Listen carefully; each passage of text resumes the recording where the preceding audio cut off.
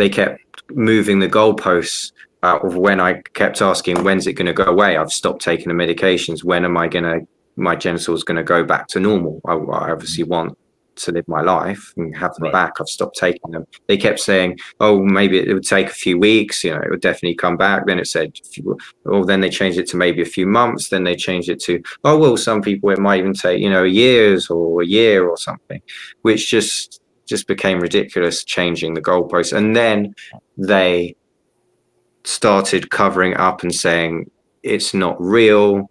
You're imagining it. Here's we're gonna they edited my medical records to cover up what was done to me, and they said that I was imagining it. They said I had somatic symptom disorder, and as soon as I stopped imagining it, it will go away. It didn't go away, and it hasn't gone away in 13 years now.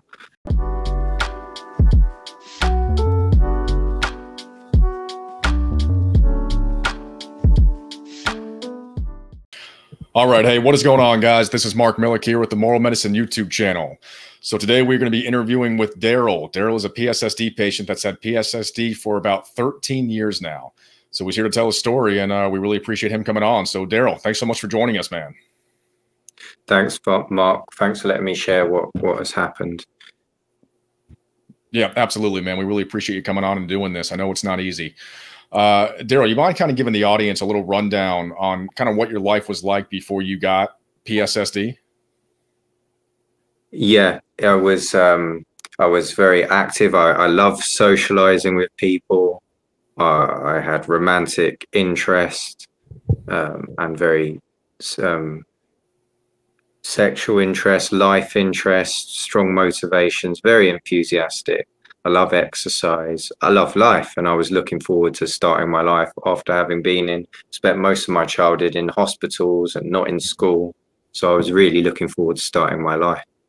Yeah, absolutely, man. And you got this in your early 20s. But I think if you don't mind just elaborating, you were taking medications for a few years before this ultimately happened, right? Yeah, I was taking antidepressants and antipsychotics since the age of 9 years old when I was first hospitalized for OCD and Tourette syndrome.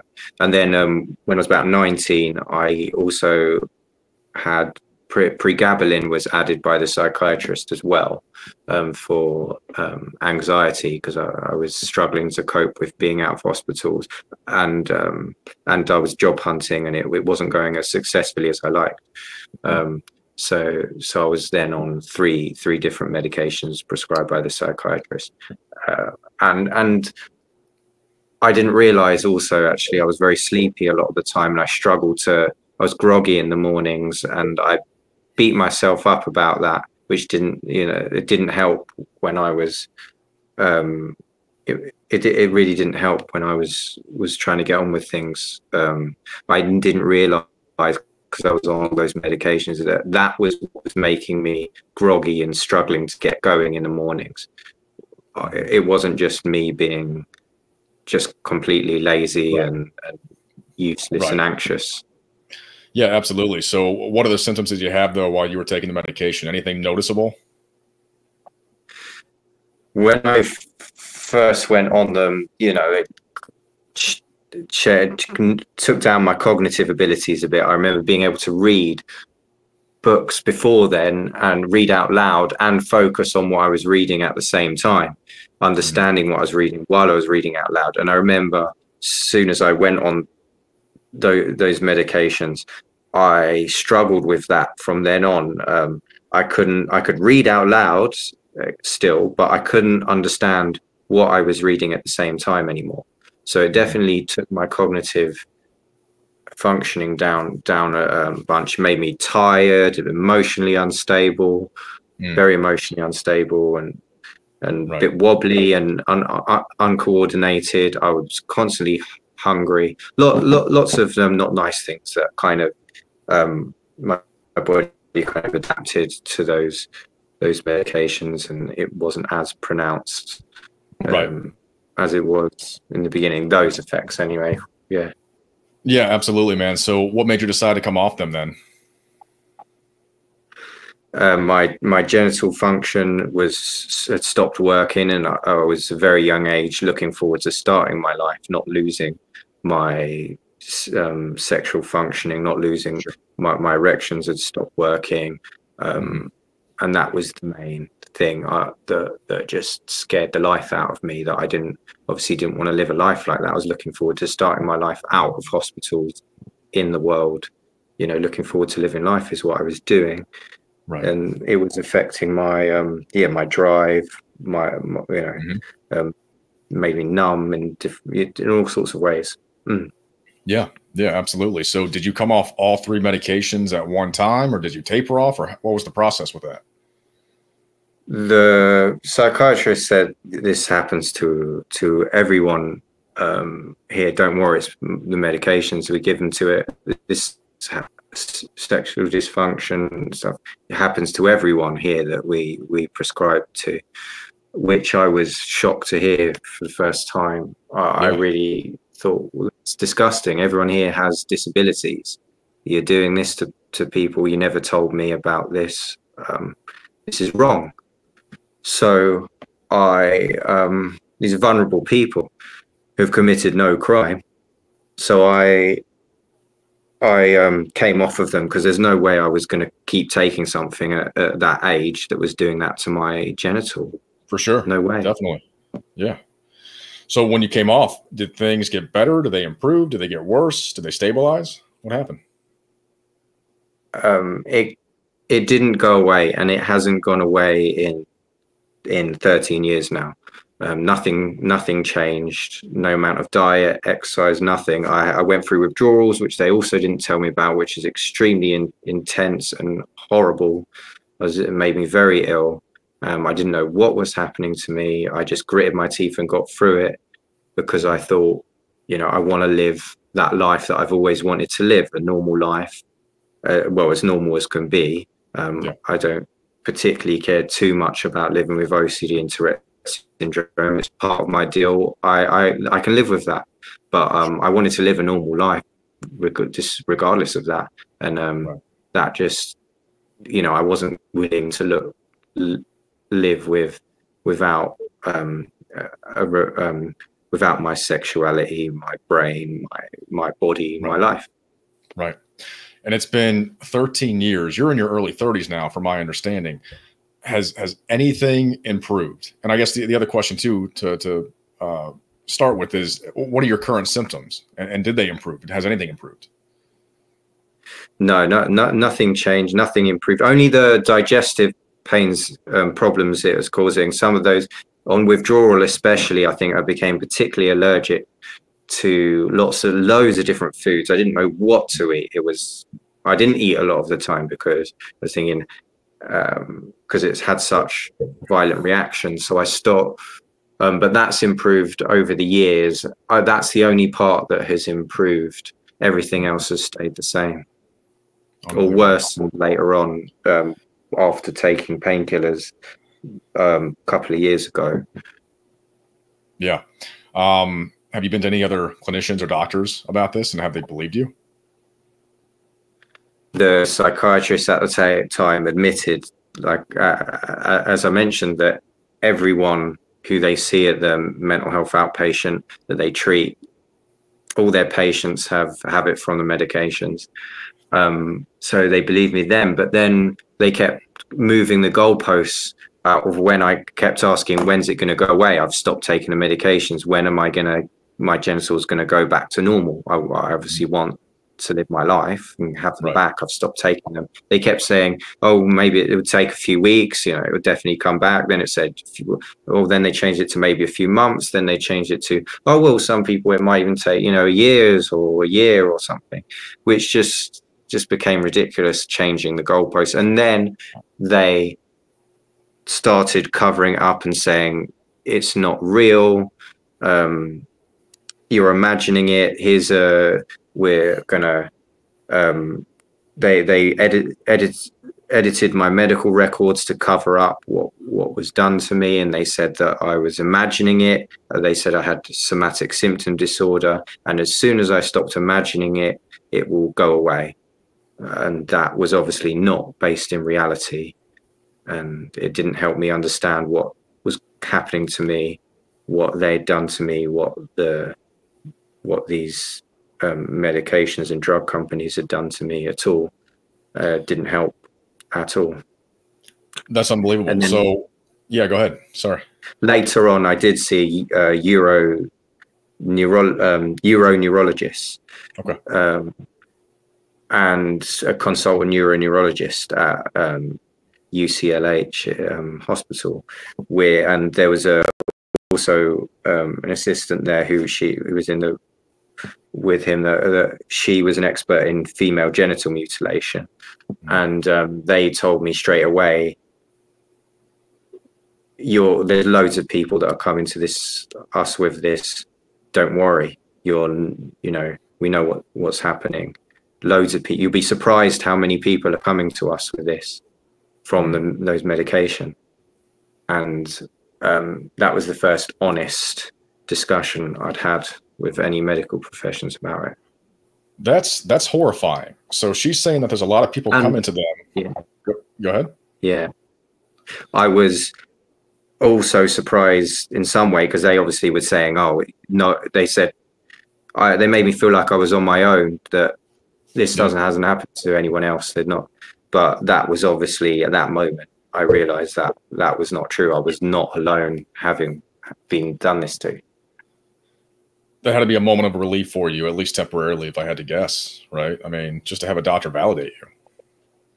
Yeah, it was helpful in some way. Obviously, they couldn't do anything about it, but acknowledging it, they acknowledge reality is helpful to live in reality. Right. Yeah, absolutely. I've only had pretty much one doctor acknowledge PFS for me at Johns Hopkins, and it was a bit of a relief. And she told me the same thing. I can't do anything for you, but I believe you. It's like, okay, I can at least take a sigh of relief knowing that this isn't just me that's dealing with this. She had other patients that had been dealing with this. So did your parents or your family believe you? Well, they were telling my parents that as soon as I stop imagining it, it will go away, which obviously wasn't true. So they were trying to convince them and anyone that asked me about it, and any medical appointments I had, they put it on my notes not to believe me, which led me to losing the use of my hip and arms, proper function of my hip and arms later on, when I desperately needed medical treatment interventions then. So it's caused a lot of problems. I couldn't essentially seek medical treatments when I needed it, which is very torturous. And obviously I like to use my arms and legs as well. It's unbelievable. Yeah. Daryl, I'm so sorry you've had to go through all that. You also mentioned too, you took, I think, a pain medication at one point, and you said that sort of crashed you or exacerbated your symptoms. Do you mind talking a little bit about that? Yeah, I got, I had surgeries eventually. I had to find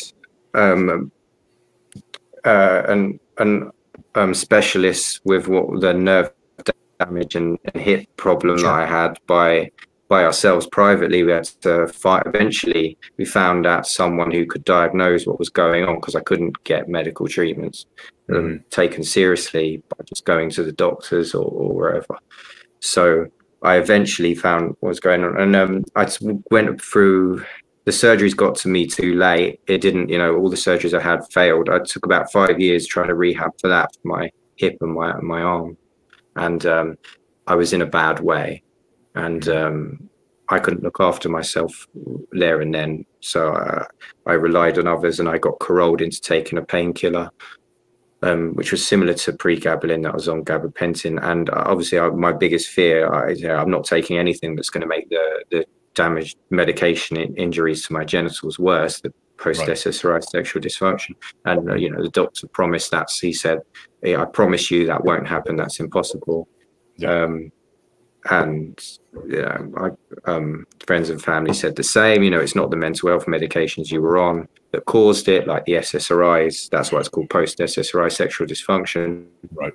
It's not that. So I was desperate. I was suicidal pain. I took it, and it made it worse. For the second time, I had to go through a lot of the same things, which you can't really describe very easily quickly, but I knew the same thing had happened to me again, and it was a very drastic chemical change, and yeah, it did make it worse. Went from about 60 to 70% functioning from the first time to near a 90-some%, which kind of like wiped me out of who I am. I never thought I'd have to go through that again. Unbelievable. And so to this day, what are your current symptoms then? My erections don't work. My brain does not, my drive sexually and otherwise is not there. The motivation is not there. So I feel like this really weird ghost or robot that's just not meant to be here. It makes me lose motivation. I'm depressed, and now I'm in pain everywhere, and I can't exercise properly, so I can't do that either. So yeah, it's quite difficult to deal with all of that. That's the last thing I needed on top of that again as well. Right. But I'm coping with it. I'm in I'm in pain with. I've got other pains with my eyes and disorientation, and the stomach pains are not as bad as they were in the past. And yeah, the trauma of it when I'm, is quite difficult to deal with. I get distracted a lot by the trauma of it because I've missed all those years. I don't know what it's like to live a normal life, right? Healthy life where I could have lived my life, because I was going through that instead, and I'm stuck like that. Yeah, I mean, you missed out in your 20s, and I'm so sorry about that, Daryl. I can relate to that, and a lot of other people can too. And you're still dealing with this, and that's why there needs to be a greater sense of urgency to get this figured out by scientists and researchers and doctors. This is not sustainable for a lot of people. So my heart goes out to you, and I really appreciate you opening up and sharing all that. So before we hop off, do you have any closing statements or anything else you'd like to tell the audience? Just that whoever covered this up, and whichever companies, drug companies and drug regulators that have been involved in covering this up, whether there's some are still alive or historically, first thing they need to do is make sure people are informed about it before they do it to other people, young people. It's happening. There's still being done to young people and children today. And older people. It doesn't matter what age you are. No one has the right to interfere with your body, your private life, your sex life. No one else should control that. So there needs to be people need to find out what happened. There needs to be justice, and this is not the only harm from medical products or medications that has happened, that has been done to people and covered up like this. So there needs to be an investigation, found out what's wrong, what happened. There needs to be criminal justice for it. Nothing can be as bad as the torture they've put me or you or others through, but something, nonetheless, a deterrence has to be done to stop it happening in the future. People deserve informed consent, and drug regulation, something has to be done about it in general, because it's not just post-SSRI sexual dysfunction or post-Finasteride syndrome. There's more harm that people are not being informed about, that they have a right to be informed about when they take treatments, when they get prescribed treatments. Absolutely. Yeah, I couldn't agree more, Daryl. Well said on those closing statements. Really appreciate that. Daryl, really appreciate you coming on to this channel, man, and sharing your story. And we'll see everyone next time. Thank you. Thank you, Mark, and everyone.